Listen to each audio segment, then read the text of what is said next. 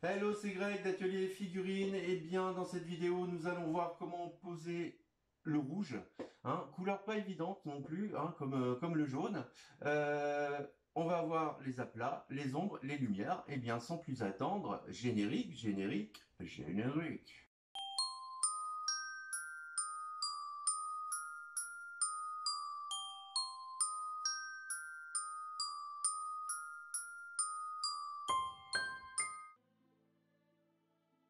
Alors pour le rouge, j'ai pris cette figurine là. C'est une figurine de la Terre du Milieu. C'est les figurines qu'on trouve sur les Moumacs. Je mettrai le nom, j'ai plus le nom en tête. Voilà, donc il y a des parties en rouge, des parties en violet, des parties en noir. Là pour le coup, on va s'intéresser aux parties rouges. Le rouge, comme je le disais aussi en intro, c'est une couleur aussi difficile, donc bien mélangée. Alors avec les petites billes, toujours, je mettrai la référence en descriptif. Ces petites billes sont hyper utiles pour bien mélanger les pigments et pas avoir de surprise, surtout quand on applique cette peinture rouge. Donc on va, comme le jaune, commencer avec, c'est de la Valero, mais bon c'est comme de la Prince Auguste, c'est pareil. Rouge. Après, on va prendre du Prince Auguste Games, qui est normalement avec un pouvoir un peu plus couvrant. Pour le coup, c'est un rouge un peu noir, c'est un rouge nécrose. Le rouge nécrose. Et un rouge citadelle, le Mephiston Reed, bien connu des peintres citadelles. C'est le rouge, on va dire, de milieu de... Voilà, c'est un rouge un peu plus sombre aussi, mais voilà. Donc c'est une couleur base. Donc les couleurs bases de chez Citadel, c'est vraiment pour la base, pour les aplats. En fait, on appelle aussi ça des aplats. On appelle d'abord ça les aplats en français, et base, c'est vraiment le terme anglo-saxon pour ça. Eh bien, on va appliquer ces trois couleurs et puis on va voir comment ça se passe. Alors, je vais commencer avec la couleur Prince Auguste, Valero, même combat, même fabricant.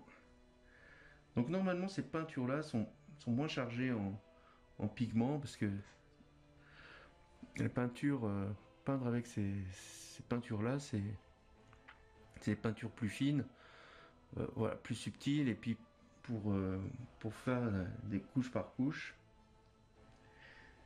et avoir un résultat optimum quelques couches de peinture. À l'inverse des peintures citadelles qui, elles, sont faites vraiment pour aller très vite. Donc déjà, la base a un pouvoir hyper couvrant. Et après, on enchaîne avec des lavis, et des shades, des lavis. Voilà. Des shades, des layers. Enfin, le lavis, c'est un peu le shade en fait. Alors, bon, ça va. Le pouvoir couvrant est assez bon. On n'a pas forcément la même couleur, mais bon, ça reste quand même acceptable au niveau du pouvoir couvrant du rouge. Bien sûr, s'il est très bien mélangé, parce que souvent on a, pardon, souvent en fait on a des peintures qui couvrent pas bien, c'est parce qu'on les mélange pas bien. Et vraiment, je vais faire de la pub vraiment pour ces petites billes parce que elles deviennent essentielles en fait. Elles devraient être d'origine dans le flacon, comme les bombes de peinture. Donc là, je pose le rouge, le rouge nécrose de Citadel, de Prince Auguste Games, pardon. Là, il n'y a pas de souci. Là, ça couvre. Il n'y a pas de problème. On est vraiment sur une peinture très très couvrante. Et maintenant, on termine avec la peinture Citadel Mephiston Reed. On va faire les manches. sont les manches qui sont rouges. Si vous êtes spécialiste de la terre du milieu, dites-le moi. Mais n'hurlez pas si c'est pas bon. Là, je fais une démonstration. Pas... Bon, là, il n'y a vraiment pas photo. Au niveau pouvoir couvrant, on est vraiment dans ce qui se fait de mieux, hein, avec les couleurs bases. C'est pas pour ça, enfin, c'est pas pour ça qu'il faut pas en mettre beaucoup, ni trop peu, enfin, ni trop peu, ni trop, pardon. Il faut vraiment la juste couche qui fait que, ben, voilà, on passe qu'une fois, hein. Là, on n'a pas besoin de s'éterniser. Comme je le disais, c'est le but, hein, de ces peintures, c'est d'aller très vite, de peindre très vite des armées entières. Voilà, c'est fait pour peindre des figurines de jeu. Donc voilà, et je pense que le turban est rouge aussi. Donc je le dilue moi un peu parce que j'aime bien les couleurs qui glissent. Bon, il y en a qui vont dire qu'il n'y a pas besoin, mais moi je trouve que si. Et puis posez vos peintures aussi sur une palette. Là j'ai une palette humide, mais si vous avez une autre palette, posez vos peintures sur la palette, prenez pas directement dans le pot parce que déjà vous n'allez pas pouvoir la tirer en fait pour la faire glisser après. Vous allez avoir des pâtés, ça va être horrible. Donc prenez une palette, hein, même si c'est un morceau de carrelage, même si c'est un morceau de plastique, enfin bon, même si c'est pas une palette humide comme celle que j'ai, euh, voilà, faites-le. Ben voilà, bah c'est rouge en fait, voilà, se couvre très bien. Le rouge, le premier rouge en fait, lui est plus, voilà, est plus passé par la couleur grise de base, mais ça reste pas mal. Alors, on me demande souvent, souvent on me demande, il y a des problèmes avec le rouge. Alors le problème avec le rouge, bah, le premier problème, je pense que c'est le mélange. Bien mélanger sa peinture, ça permet d'avoir une peinture avec tous les pigments qu'il faut. Euh, Là, on voit que quand même il manque un peu. Donc, si il manque un peu, c'est qu'il faut une couleur de fond pour pouvoir, comment dire, avoir la vraie couleur par la suite. Alors, dans la peinture en général, dans la peinture murale même, on utilise une couleur assez. Alors, on va regarder la palette. On utilise une couleur assez bête, en fait, je dirais. C'est le rose. Donc, pour avoir un mur vraiment rouge, vraiment, mais un rouge pétant, quoi, on commence par peindre en rose. Alors, là, je vais faire une petite partie, hein, ici en rose. Je me permets parce qu'en fait, cette partie-là sera noire, donc j'arriverai à la couvrir facilement. Donc on va mettre du rose, hein, et ben, on va laisser sécher, et puis on va peindre avec la peinture citadelle pour voir ce que ça donne. Alors voilà, la peinture rose est sèche, et ben, on va mettre cette peinture rouge. Alors voilà, hein, j'ai attendu et ce qui est assez génial, c'est voilà les palettes humides. La peinture ne sèche pas du tout quoi. J'ai attendu un quart d'heure, 20 minutes et ça sèche pas. Et si on met le couvercle, on peut avoir les peintures pendant des jours quoi. Donc sincèrement, s'il y a un investissement à faire, c'est celui-là. Voilà, petit aparté. Allez, on revient à notre figurine. Euh, je mettrai le lien en descriptif avant qu'on me le demande. Euh, voilà. Donc on pose le rouge sur le rose. Et je vais même déborder pour voir, pour que tu vois quand même la différence. Voilà, on a un rouge super éclatant. Donc en fait, si tu veux avoir un rouge hyper éclatant, il faut d'abord mettre du rose. Et après passer du rouge. Et là on voit, ben, juste ici en fait, on voit la différence en fait où il y avait du rose et pas de rose. Et on voit quand même, donc là c'est la même couleur, hein. On voit quand même la différence de teinte, et plus ça va sécher, plus ça va s'affirmer. Et oui, là on va avoir un rouge éclatant. Voilà pour la pose du rouge. Alors maintenant on va voir comment assombrir ce rouge. Alors, eh bien on va reprendre notre petit disque. Voilà pourquoi il est très pratique, ce petit disque. Est complètement gratuit. À télécharger et à imprimer en 3D. Petite page de pub.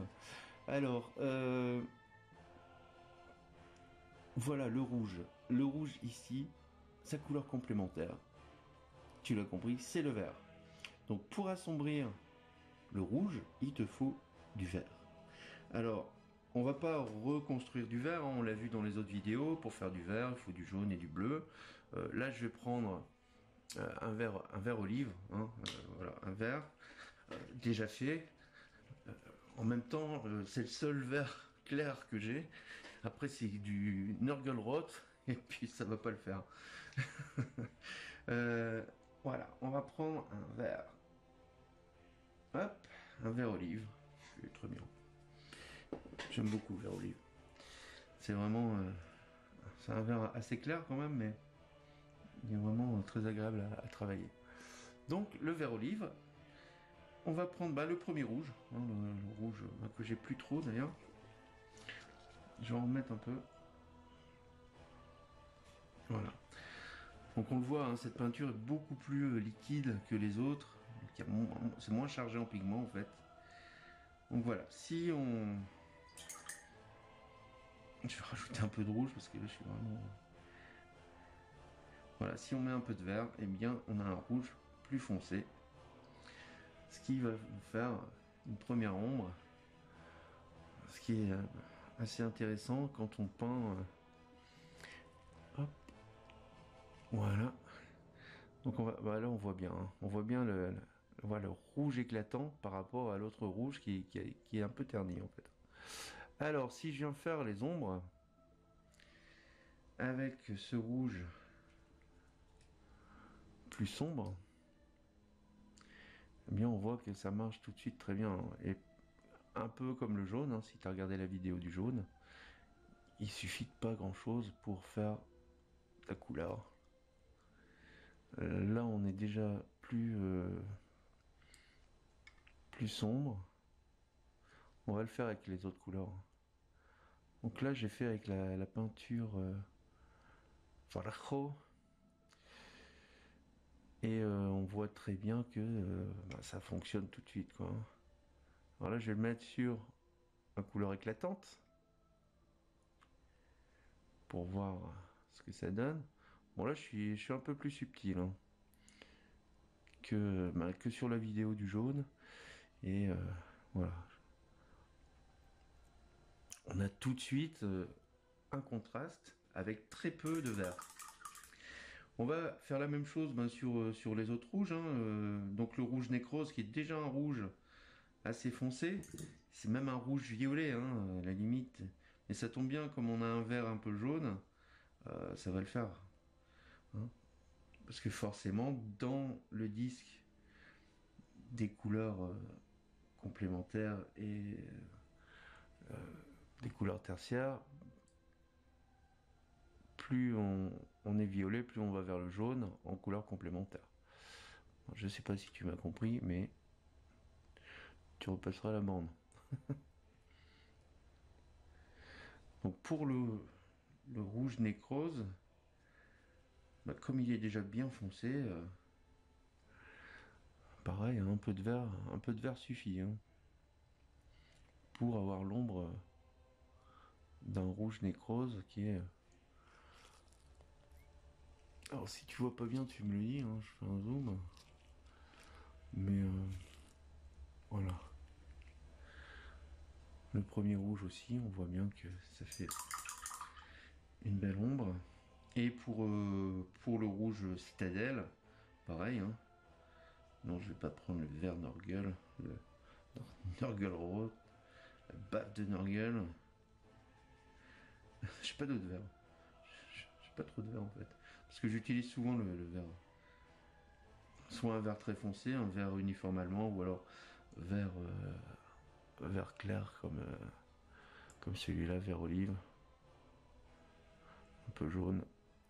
Bon, voilà, bah, ça marche super bien aussi sur les petits plis, les petites ombres voilà, du turban. On t'a remarqué aussi que je commence avec les ombres parce que bah, cette couleur est quand même assez claire. Si je veux garder la logique que j'avais annoncée, euh, tu peux faire l'inverse aussi, à commencer par les lumières. Mais là, je te conseille pas, c'est tellement fin que tu risques de recouvrir tes lumières en mettant les ombres. Et l'inverse sera moins simple. Alors voilà. Donc la partie du dessous hein, est complètement ombrée, donc je peux la faire entièrement de cette teinte-là. Donc voilà. Là on a de belles ombres. Voilà, on a de belles ombres sur tous les rouges en fait. Hein. C'est pas mal. Je suis content parce que j'ai réussi à être un peu plus subtil que la vidéo du jaune. Excusez-moi, mais je voulais qu'on voit vraiment que ça tranche. Avec les lumières, avec les caméras et lumières, c'est pas toujours évident. Donc là, on voit bien. Allez, maintenant, on va passer aux lumières. Alors, pour la lumière du rouge, eh bien, on a deux solutions. On a la solution de faire un rouge usé ou alors de faire un rouge éclatant, un très beau rouge. La solution pour faire un rouge usé, ben, c'est de mettre du blanc, c'est de mettre du rose. On a tous chez nous voilà, un vieux t-shirt délavé soit par le soleil, soit par la lessive, voilà. Euh, on en a tous un, ça c'est sûr. Et donc voilà, avec du blanc. Avec le blanc, on va avoir un rose. Pareil, ben, avec qu'est-ce qu'on avait pris comme on avait pris du sable hein, avec la couleur sable même chose hein, on va avoir aussi un rose qui va être moins prononcé hein, mais voilà on va avoir un rose aussi et avec la couleur chair aussi parce que forcément toutes ces couleurs là sont à base de blanc donc on va avoir un rose aussi et on va le faire là hop voilà alors est-ce que je peux zoomer voilà. Je vais zoomer décalé. Voilà, on a un rose aussi. Mais toutes ces couleurs-là fonctionnent très bien. Je vais mettre un peu plus de rouge pour être un peu plus subtil. Voilà. Cette couleur-là fonctionne très bien pour les rouges usés, comme je le disais. Donc là, si je fais le pantalon avec un rouge usé, eh bien je viens faire un dégradé de rose. Et on a tout de suite la lumière du pantalon. Donc attention, les lumières, c'est toujours le dessus, hein. Jamais le dessous, à moins qu'il y ait une source de lumière en dessous, mais c'est le dessus. Voilà, ça marche très bien pour ça. Ici aussi, on peut... Je sais pas, un rouge trop dénaturé. Voilà. Donc ça fonctionne très bien. Voilà, un rouge clair, rosé, usé en fait, hein, tout simplement. Maintenant, si on veut avoir un beau rouge, quelque chose de... Voilà. Si on veut avoir un rouge plutôt éclatant, on va y mettre du jaune. Ou quelque chose à base de jaune. Donc soit de l'ocre jaune, soit du jaune pur. Non, mais du jaune jauné. Suis-je bête? Donc je prends vraiment ce rouge-là parce que... je prends le rouge Valero parce que c'est quand même celui qui est le plus rouge. Les autres sont vraiment des rouges assez sombres. Je veux vraiment qu'on voit l'éclat en fait. Mais on peut mélanger toutes les couleurs, hein, c'est pas le problème. Tout est en couleur acrylique, donc il n'y a pas de souci, ça se mélange. Citadel, Vallejo, on peut les mélanger ensemble. Voilà, on va avoir un orange forcément, qui va donner un dégradé de couleur beaucoup plus élégant, forcément. Bon, là, je suis trop orange en fait. J'essaie d'être plus subtil. Je sais pas si tu as vu, mais là on va avoir un rouge beaucoup plus élégant. Et plus on va mettre de jaune, plus on va aller vers le orange clair. Et bon, à un moment, faut s'arrêter. Hein. Faut pas aller non plus vers un orange clair pétant, quoi, mais voilà. Sur cette taille de figurine, une ombre, deux ombres, c'est vraiment maxi. Allez, on va faire le zénithal. Voilà, le zénithal pour vraiment avoir le dégradé. Et encore, je suis très tranché. Et j'ai une couleur assez liquide. Ce qu'il faut pas avoir, en fait, quand on fait les layers. On doit pas être dans le liquide. Ni dans le... Donc voilà, pour avoir un rouge plus classe, plus élégant, du jaune pour faire les lumières. Et si on veut un rouge, ben, comme le pantalon en bas, un rouge plus délavé, eh bien on met du blanc ou du crème ou voilà, quelque chose à base de blanc pour faire une couleur plus usée. Et ben voilà pour le rouge. Allez, on regarde quelques figurines que j'ai peintes